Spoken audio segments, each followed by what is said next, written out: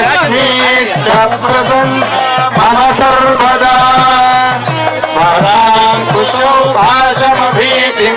ఆడవలసిందిగా కోరుతున్నాం. మా రండి. జ్యేష్ఠ మాస శుద్ధ పౌర్ణమి సందర్భంగా జరుపుకుంటున్న ఏరువాక శుభాలు కలుగుతాయని ఒక నమ్మకం. అదేవిధంగా రైతులు ఈ సందర్భంగా ఏరువాక అంటే తెలుగు రాష్ట్రాల్లోని రైతాంగానికి ఏరువాక పున్నమి అత్యంత పవిత్రమైనటువంటి కార్యక్రమం. అదేవిధంగా వ్యవసాయ కార్యక్రమానికి తొలి పండగ ఇది. అందుకే ఈ సంవత్సరం ఏరువాక కార్యక్రమానికి గుంటూరు జిల్లా లాంలో ఎందుకు పెట్టామంటే రైతాంగానికి గుంటూరు జిల్లాకి ఒక అవినాభావ సంబంధం ఉంది. అందుకే ఈ సంవత్సరం ఈ కార్యక్రమాన్ని ఇక్కడ ఏర్పాటు చేశాం. దీనికి అధ్యక్షులు గౌరవ శాసనసభ్యులు శ్రీ రామాంజనేయులు గారు, నాకు అత్యంత ఆప్తులు, చాలాసార్లు నుంచి కలిసి శాసనసభ్యులుగా పనిచేస్తున్నటువంటి వ్యక్తి శ్రీ ధూళిపాల నరేంద్ర గారు, జిల్లా కలెక్టర్ శ్రీ సాయికాంత్ వర్మ గారు, agricultural mission vice chairman Shri Srinivas Reddy గారు, agricultural university vice chancellor Shri Satyanarayana గారు, యూనివర్సిటీ సిబ్బంది, ముఖ్యంగా నా రైతు సోదరులు, విద్యార్థులు, పాత్రికేయ మిత్రులందరికీ పేరు పేరున హృదయపూర్వకమైనటువంటి నమస్కారాలు తెలియజేస్తున్నాను. ఎవరు మాట్లాడినా సరే ఆంధ్రప్రదేశ్లో 60-65% మంది జనాభా వ్యవసాయ అనుబంధ రంగాలపైన ఆధారపడిన విషయం మనందరికీ తెలుసు. ఇంతమంది జనాభా ఈ రంగం మీద ఆధారపడేటప్పుడు ఏ ప్రభుత్వం అయినా సరే ఈ రంగానికి అత్యంత ప్రాధాన్యత ఇవ్వాల్సినటువంటి అవసరం ఉంది. దురదృష్టం ఏమిటంటే స్వతంత్రం వచ్చిన తర్వాత ఎన్నో ప్రభుత్వాలు పరిపాలన చేశాయి. ఎంతోమంది ముఖ్యమంత్రులు ఈ రాష్ట్రానికి పరిపాలన చేశారు. కానీ 2019-24లో వచ్చినటువంటి ప్రభుత్వం అత్యంత ప్రాధాన్యత రంగాలైనటువంటి వ్యవసాయ రంగానికి, నీటి పారుదల రంగానికి తాళాలు వేసేసి ఈ రంగాలని పూర్తిగా భ్రష్టు పట్టించారు. ఈ విషయాన్ని ఒక్కసారి ప్రజలకి గుర్తు చేయవలసినటువంటి బాధ్యత మా పైన ఉంది అని చెప్పి తెలియజేస్తున్నాను.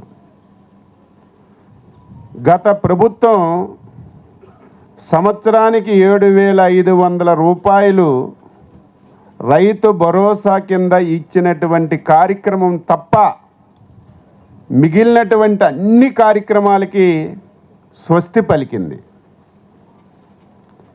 ఈ కార్యక్రమం రైతుకి అన్ని విధాలా సహాయపడుతుందని చేయడం కాదు, రైతు వ్యవసాయానికి పెట్టుబడికి కొంతవరకు సహాయపడుతుందని చెప్పి కార్యక్రమాన్ని చేయడం, తరువాత ప్రభుత్వం రైతాంగానికి అన్ని విధాలా కూడా ఆదుకోవలసినటువంటి బాధ్యత ప్రభుత్వాలపైన ఉంటుంది.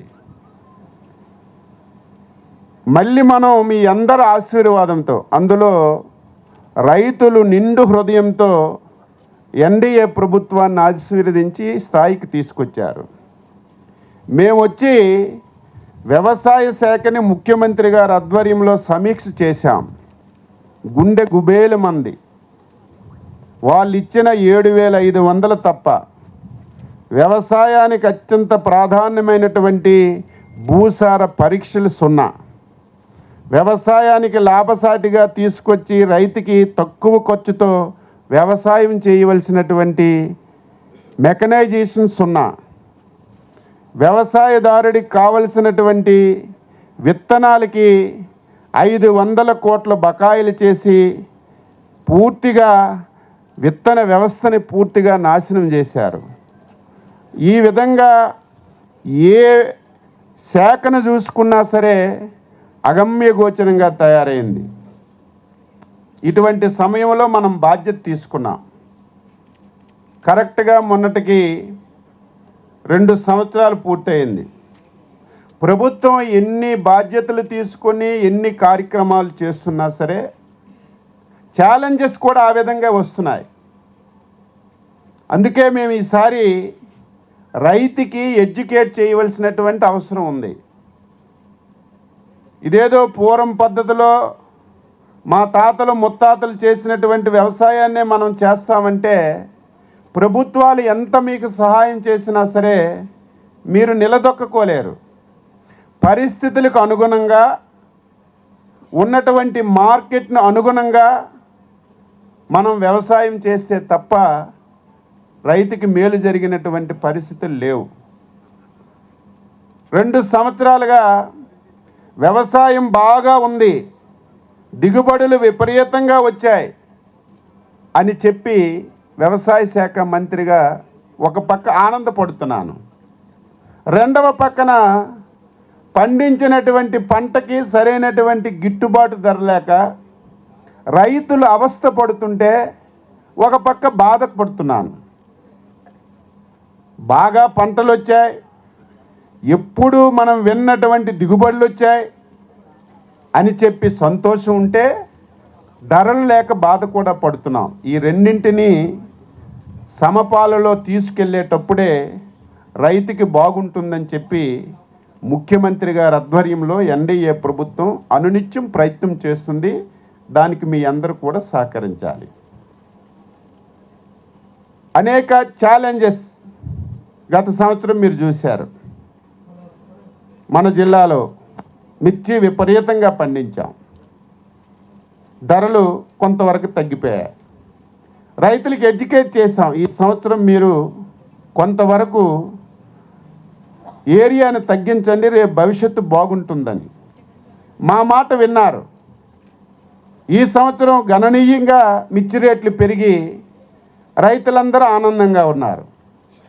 మళ్ళీ ఈ సంవత్సరం ధర బాగా వచ్చిందని చెప్పి మళ్ళీ విపరీతంగా మిర్చి వేయాలని చెప్పి ప్రయత్నం చేస్తున్నారు. మళ్ళీ ఇది ఒక ప్రమాదకరమైనటువంటి విషయం. దీన్ని కూడా మా శాఖ ఎంత వేయాలి, ఏ విధంగా చేయాలనేది ఎడ్యుకేట్ చేస్తాం. దానికి సహకరిస్తే మనకి సమస్య ఉండదు. అదేవిధంగా ఈరోజు పొగాకు సమస్య ఉంది. పొగాకు 2 రకాలు, ఒకటి బ్లాక్ బెర్రీ, 2 వైట్ బెర్రీ. గత సంవత్సరం బ్లాక్ బెర్రీ ప్రకాశం జిల్లాలో విపరీతంగా వేశారు. ఒకేసారి ధరలు విపరీతంగా తగ్గిపోయాయి. అది రాష్ట్ర ప్రభుత్వం బాధ్యతగా తీసుకొని ఈ దేశంలో ఏ రాష్ట్రం చెయ్యని విధంగా మార్కెట్ని రంగంలో దించి 300 కోట్ల రూపాయలు ఖర్చు పెట్టి మొత్తం పొగాకంతా కొన్నాం, గోడాంలో పెట్టాం. ఇప్పుడు ఎవడు కొనమన్నా కొనడం లేదు. 300 కోట్లు వేస్ట్గా పడి ఉంది. వెంటనే ముఖ్యమంత్రి గారు ఆదేశాలు ఇస్తే రైతాంగానికి ఎడ్యుకేట్ చేశాం. ఈసారి బ్లాక్ బెర్రీ మీరు ఎవ్వరూ వేయొద్దు, ఆల్టర్నేటివ్గా మీరు క్రాప్ వేసుకోండి అంటే మా మాటకు గౌరవించి ప్రకాశం జిల్లాలో 1 సెంట్ అంటే 1 సెంటులో బ్లాక్ బెర్రీ వేయలేదు. ఈ సంవత్సరం ఆందోళన చెందలేదు. రెండవది వైట్ బెర్రీ, కొన్ని ప్రాంతాల్లో వేస్తారు, ధరలు ఉంటాయి. మొదట్లో తక్కువ ఉన్నా సరే చివరి స్థాయిలో ధరలు విపరీతంగా పెరుగుతాయి. లాస్ట్ ఇయర్ ఏమైంది? మొదటి ధరలు తక్కువ ఉన్నాయి, చివరి 2 మాసాల్లో ధరలు బాగా పెరిగాయి, విపరీతంగా వైట్ బెర్రీ వేశారు. వైట్ బెర్రీ అనేది కేంద్ర ప్రభుత్వం ఆధీనంలో ఉన్నటువంటి పొగాకు బోర్డు వారు సమక్షంలో జరుగుతుంది. వాళ్ళది కూడా తప్పు లేదు. వాళ్ళు ఏం చేశారు? ఈ సంవత్సరానికి మీరు 140 మిలియన్ కేజీలే మీరు పండించండి అని చెప్పి టార్గెట్లు ఇచ్చారు రైతుకి. మీరంత పండిస్తే అది మేము వేలం ద్వారా కొని మీకు మంచి ధర ఇస్తామన్నాం. ఎప్పుడైతే చివరి 2 మాసాల ధర బాగా పెరిగిందో పొగాకు బోర్డు మాట వినలేదు, మా మాట వినలేదు. 250 మిలియన్ కేజీలకి ప్రొడక్షన్ వచ్చింది. ఈరోజు ధర పడిపోయింది. ఎక్కడో యుద్ధం జరిగింది. మొన్నటి వరకు నాకు తెలియదు, ఎక్కడో యుద్ధం జరిగితే అక్కడ యుద్ధం జరుగుతుంది కదా, మనకెందుకు నష్టం అనుకున్నాం. ఎక్కడో యుద్ధం జరిగితే మనకు కూడా నష్టం జరుగుతుంది. ఈరోజు వైట్ బెర్రీ ఇబ్బందుల్లో పడింది. అందుకే ఈ సంవత్సరం టార్గెట్ ఇచ్చి ఎట్టి పరిస్థితుల్లో 80 మిలియన్ కేజీలకి 1 కేజీ కూడా ఎక్కువ పెంచడానికి పండించడానికి అవకాశం లేకుండా స్పష్టమైనటువంటి ఆదేశాలు ఇచ్చి బోర్డు మేము కూడా వ్యవసాయ శాఖ ద్వారా ప్రచారం చేసి దాన్ని నిరోధించడానికి ప్రయత్నం చేస్తున్నాం. ఎందుకు ఈ మాటలు చెప్తున్నానంటే, ఒక సంవత్సరం ధర వచ్చిందని బాగా పండిస్తే 2వ సంవత్సరం ఇబ్బంది వస్తుంది. అందుకే వ్యవసాయ శాఖ కూడా ఈరోజు ఏదో బ్లాక్ బెర్రీ తగ్గించమన్నాం, పూర్తిగా ఆపేయమన్నాం, వైట్ బెర్రీ తగ్గించమన్నాం, మిర్చి తగ్గించమని చెప్పాం. దీనికి ఆల్టర్నేటివ్ క్యాప్ కూడా ఏది ధనగా ఉంటుంది, ఏది అనుకూలంగా ఉంటుందో ఆలోచన చేసి మీకు అందరికీ చెప్తున్నాం. ఈ సంవత్సరం పత్తి ఉంది, మొక్కజొన్న ఉంది. మొక్కజొన్న కూడా విపరీతంగా మొన్న 50 క్వింటాలు కూడా పండింది ఎకరాకి. అందరూ సంతోషపడ్డారు. కొద్దిగా ధర పడిపోయింది. ముఖ్యమంత్రి గారు దృష్టిలో పెడితే, కేంద్రం దృష్టిలో పెట్టి మొక్కజొన్న ఎక్కువగా ఇథనాల్ కంపెనీలకు వాడుతున్నారు. ఇథనాల్ కంపెనీ వాళ్ళు కొంత క్వాంటిటీ తీసుకునేవాళ్ళు, దాన్ని ఎంతైనా తీసుకునే ఒక కొత్త జీవో తీసుకురావటం వల్ల మొక్కజొన్న మొదట 17,000, 1,700, 1,800 ఉండేది. ఈరోజు 2,300, 2,400కి వెళ్ళింది. ఇవన్నీ మేము ఎప్పటికప్పుడు ఈ రాష్ట్రం, దేశం, ప్రపంచంలో ఉన్న పరిస్థితులన్నీ కూడా తెలుసుకొని మేము రైతులకి ఎడ్యుకేట్ చేస్తున్నాం. మీరు కూడా మాకు సహకరిస్తే వ్యవసాయం బాగా ఉంటుందని చెప్పి ఈ సందర్భంగా తెలియజేస్తున్నాను. విత్తనాలు గొడ్డల పార్టీ మాట్లాడితే ఒక పేపరు, టీవీ ఉందని ఇష్టం వచ్చినట్టు మాట్లాడతారు. దాని గురించి అసలు రైతుల గురించి మాట్లాడే నైతిక హక్కు మీకు లేదు. నేను మొదటే చెప్పాను, 5 సంవత్సరాల్లో సంవత్సరానికి 7,500 తప్ప 1 పైసా అంటే 1 పైసా వ్యవసాయానికి మీరు ఇవ్వలేదు.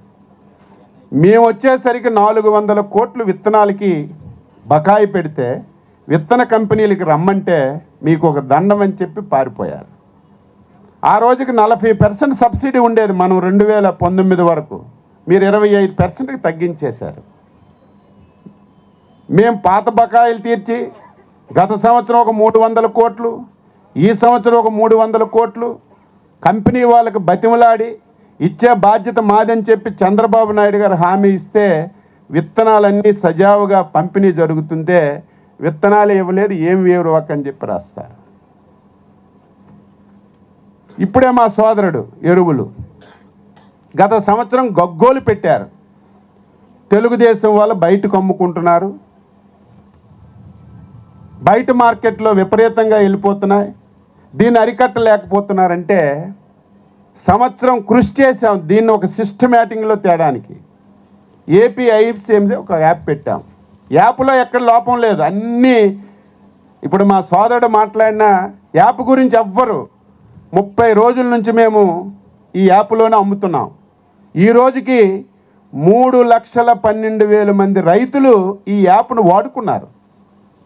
ఇందులో 11,34,000 బస్తాలు రైతులు తీసుకున్నారు ఈ 20 రోజుల్లోనే. ఈ యాప్ ద్వారా ఈ 20 రోజుల్లో దాదాపుగా 11.5 లక్షల బస్తాలు తీసుకున్నారు. ఇందులో 3,15,000 మంది కౌలు రైతులే ఉన్నారు. చాలా బ్రహ్మాండంగా ఉంది, అందరూ చెప్తున్నారు. మొదట్లో కొద్ది సమస్య వచ్చింది. కౌలు రైతులకు ఇబ్బంది వస్తే ఇమీడియట్గా అక్కడికక్కడే ఒకవేళ ఓనరు ఒకరు కౌలు రైతు ఒకరైతే ఇమీడియట్గా మా ఆఫీసులు చెప్తే వెంటనే మార్చి మీరు ఏం పండిస్తున్నారు, మీకు ఎన్ని బస్తాలు ఇస్తాయని చెప్పి స్పష్టంగా ఇస్తున్నాం. ఎరువులు కొరత లేదు, సఫిషియెంట్ యూరియా ఉంది, డిఏపి సఫిషియెంట్గా ఈ రాష్ట్రంలో అన్ని గోడౌన్స్లో ఉంది. మన ఆలోచన ఏంటి? విపరీతంగా వాడేస్తున్నాం. విపరీతం అంటే విపరీతంగా వాడేస్తున్నాం. సైంటిస్టులు కూడా ఇప్పుడే మా శ్రీనివాసరెడ్డి గారు చెప్పినట్టుగా అన్ని ప్రాంతాలకు ఒకలాగా ఎరువులు ఉండవు. ఒక ప్రాంతంలో ఎక్కువ, ఒక ప్రాంతం తక్కువ ఉంటుంది. అందుకే సైంటిస్టులు ఇచ్చిన ప్రకారం ఎకరాకి ఎంత యూరియా ఉండాలి, ఎంత డిఏపి ఉండాలనేది స్పష్టంగా వాళ్ళు ఇచ్చిన ప్రకారమే మేము సప్లై చేస్తున్నాం. రైతుకి అలవాటు అయిపోయింది యూరియా వేస్తే తప్ప పండదని, డిఏపి వేస్తే తప్ప పండదని. అందుకే ఈ సంవత్సరం పచ్చి రొట్ట ఎరువులు విపరీతంగా ఇస్తున్నాం. ఫస్ట్ టైం 400 కోట్లు ఖర్చు పెట్టి 100% సబ్సిడీతో పచ్చిరొట్ట ఎరువులు కూడా ఇచ్చి ఈరోజు దీనికి ఆల్టర్నేటివ్గా ఆ కార్యక్రమాన్ని కూడా ఎంచుకున్నాం. ఈరోజు మీరే, నేను ఎక్కడో చెప్పొచ్చు, మీకే చెప్పాలి. మనం ఎక్కువగా మిర్చి పండిస్తున్నాం. మొన్ననే గుంటూరు మిర్చి చైనా వెళ్తే 3 కంటైనర్స్ తిరుగు టపాల్లో వెనక్కి వచ్చాయి. ఎందుకు వచ్చాయి? ఎక్కువగా కెమికల్స్ ఉన్నాయని. ఒకప్పుడు మీ అందరూ నాకంటే పెద్దవాళ్ళు, నేను చాలా చిన్నవాడిని, వ్యవసాయం కూడా మీ అంత నాకు తెలియకపోవచ్చు. ఒకప్పుడు ఇవన్నీ ఉండే కాదు. ఏ పంటకి ఏం ఎరువు వేసాం, ఏ క్రిమికి సంహారం మందులు వేసాం తెలిసేది కాదు. ఇప్పుడు టెక్నాలజీ వచ్చింది. ఈజీగా ఏ పంట మీద ఎంత క్రిమిసంహారక మందులు ఉన్నాయి, ఎంత యూరియా వేసారు, ఎంత డిఏపి వేసారని ఒక యాప్లో ఇలా కొడితే మొత్తం తెలిసిపోతుంది. ప్రజలు కూడా తెలివైన వాళ్ళు. ఇప్పుడు మీరు చూడండి, ఆర్గానిక్లో పండించినటువంటి వస్తువులకు ఎక్కువ గిరాకీ ఉంది. మనం సమాజం మారుతున్నప్పుడు, మన అలవాట్లు మారుతున్నప్పుడు మనం కూడా మారకపోతే ఇంక రేపు మనకి భవిష్యత్తు ఉండదు. ఎవరు ఏమనుకున్నా ఈ మాటలు నేను చెప్పి ఎడ్యుకేట్ చేయవలసిన బాధ్యత నా పైన ఉంది. మళ్ళీ ఈ సంవత్సరం ఇబ్బందులు వచ్చాయి. తోతాపురి మామిడి, ఒకప్పుడు తోతాపురి మామిడి అంటే దేనికి? పల్ప్ ఇండస్ట్రీస్కి ఇచ్చేవాళ్ళు. అందరం చేతుల్లో మాజా బాటిల్స్ లేకపోతే ఇంకొక మామిడికాయ జ్యూస్ బాటిల్స్ అన్నీ విపరీతంగా తాగేవాళ్ళు. ధర బాగుండేది. కరోనా వచ్చిన తర్వాత ఎవరు అవి తాగడం మానేశారు.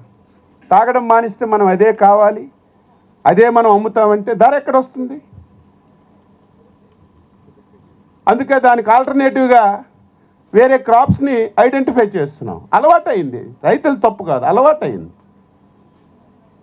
ఈ సంవత్సరం మళ్ళీ తోతాపురి మామిడి తక్కువ అయిపోతే మళ్ళీ చంద్రబాబు నాయుడు ఆర్థికంగా మా దగ్గర డబ్బులు మీకు ఇస్తున్నామంటే ఏదో మా దగ్గర డబ్బులు ఉండి కాదు, ఒక ఆశయం ఉంది, ఒక విశ్వాసం ఉంది. ఏదైనా కష్టపడదాం కానీ ఇచ్చిన మాట తప్పుకోకూడదని మళ్ళీ తోతాపురి మామిడికి 4 రూపాయలు కేజీకి ఇస్తుంటే దాన్ని మళ్ళీ రాజకీయం చేస్తున్నారు.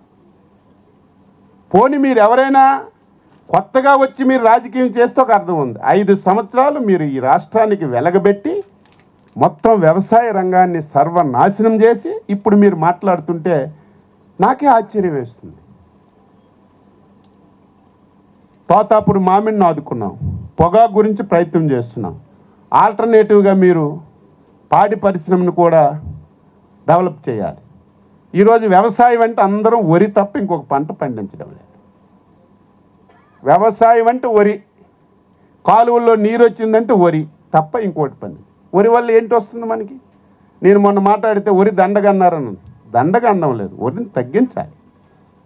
మనం పండించినటువంటి ధాన్యం మనమేనా తినాలి, మనమేనా అమ్మాలి.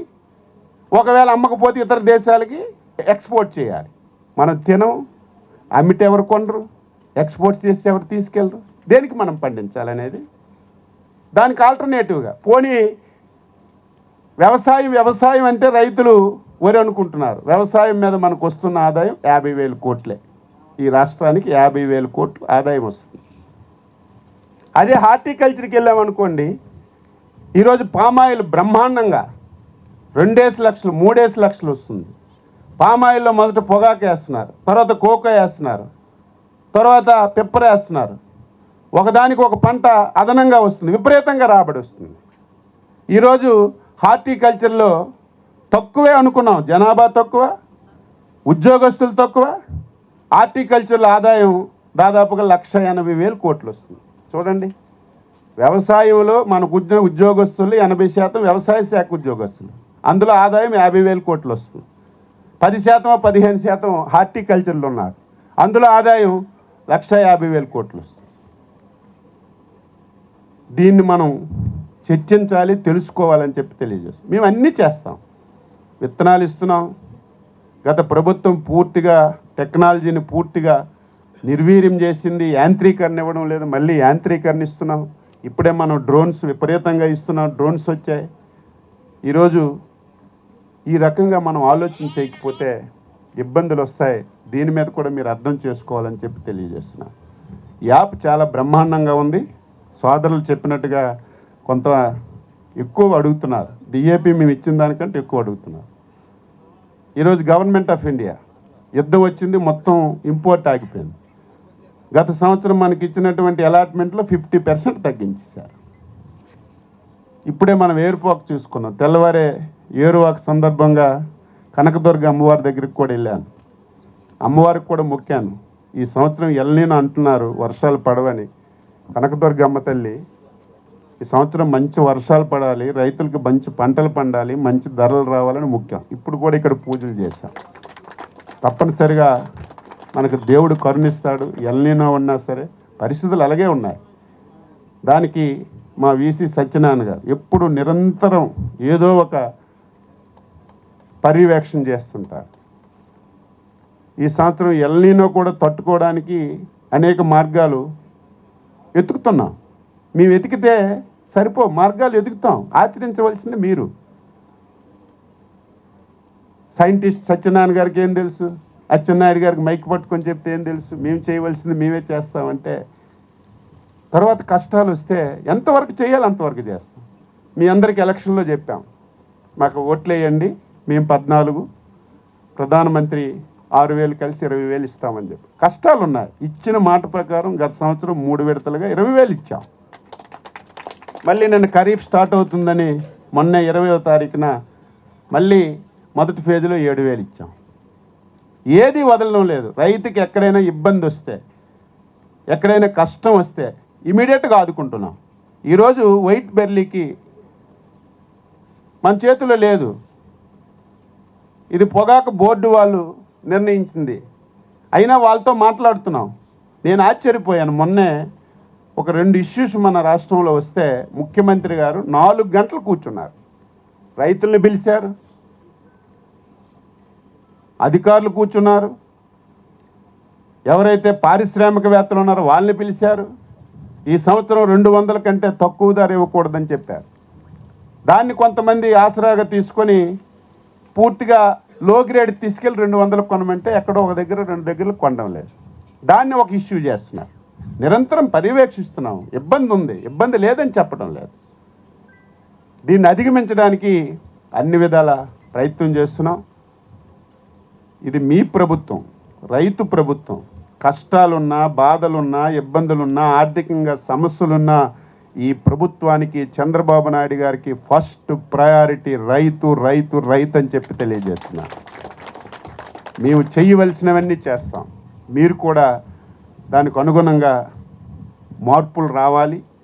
దానికి ప్రతి ఒక్కరూ మాట్లాడుకోవాల్సినటువంటి అవసరం ఉందని ఈ సందర్భంగా తెలియజేస్తున్నాను.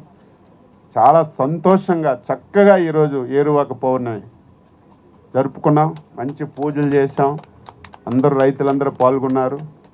ఈ సంవత్సరం దేవుడి దయ వల్ల మంచి వర్షాలు పడి, మంచి పంటలు పండి, పంటలు పండడమే కాదు, పండినటువంటి పంటలకి సరైనటువంటి ధర వచ్చి మళ్ళీ రైతు రాజుగా తయారవుతాడని ఆశిస్తున్నాను.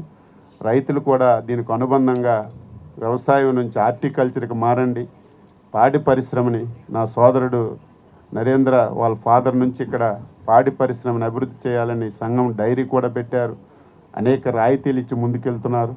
ప్రభుత్వం కూడా అన్ని విధాల మీకు సహకరిస్తుందని చెప్పి ఈ సందర్భంగా తెలియజేస్తూ చాలా బ్రహ్మాండంగా ఈ కార్యక్రమాన్ని ఏర్పాటు చేసినటువంటి మా వీసీ సత్యనారాయణ గారు, మొన్నటి వరకు ఒక విధంగా ఉండేది అగ్రికల్చర్ యూనివర్సిటీ, ఈరోజు మళ్ళీ అగ్రికల్చర్ యూనివర్సిటీ వెలుగులోకి వస్తుందంటే పనిచేసినటువంటి వాళ్ళు ఉంటే ఏ రంగంలో ఉన్నా సరే పని చేయాలి, చురుగ్గా ఉండాలి, ఎప్పటికప్పుడు సమాచారాన్ని ప్రజలకు ఇవ్వాలి. ఆ విధంగా పనిచేస్తున్నటువంటి వీసీ గారికి, ఆయన ఆధ్వర్యంలో ఉన్నటువంటి సిబ్బందికి, ముఖ్యమంత్రి గారు ఎప్పుడూ చెప్తారు, నేను ఆయనకి అదొక్కటే చెప్తుంటాను. ఒకప్పుడు యూనివర్సిటీలో విద్యార్థులు అంటే 4 గోడల మధ్యనే విద్యార్థులు. ఇక నుంచి మీరు అగ్రికల్చర్ హార్టికల్చర్ విద్యార్థులు గోడ మధ్య ఉండడానికి వీలు లేదు, ఫీల్డ్లోనే విద్య నేర్పించాలని ఒక స్పష్టమైన ఆదేశాలు ప్రభుత్వం ఇచ్చింది. బయటే ఎక్కువ చర్చలు రీచర్చలు జరగాలి, బయటే రైతుకి ఎడ్యుకేట్ చేయాలని స్పష్టమైన ఆదేశాలు ఇచ్చాం. ఆయన కూడా ఆ విధంగా పనిచేస్తున్నాడని చెప్పి సందర్భంగా తెలియజేస్తూ ఇంత మంచిగా ఏర్పాటు చేసినటువంటి ప్రతి ఒక్కరికి పేరు పేరుని అభినందిస్తూ సెలవు తీసుకుంటున్నాం. జై హింద్.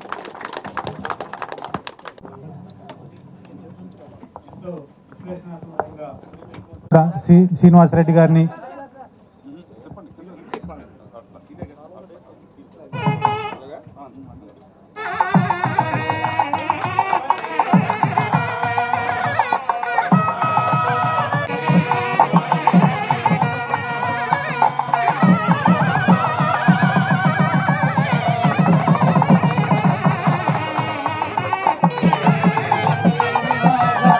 దైవదన్నః శ్రీ శ్రీనివాస పరమంధనన్నః వక్త్రాబ్జే భాగ్యలక్ష్మీ కరదర కమలే సర్వదా దానలక్ష్మీ దోర్దండే లక్ష్మీ గుండ విరక్తాయ స్వామి పుష్కరిణీ తటే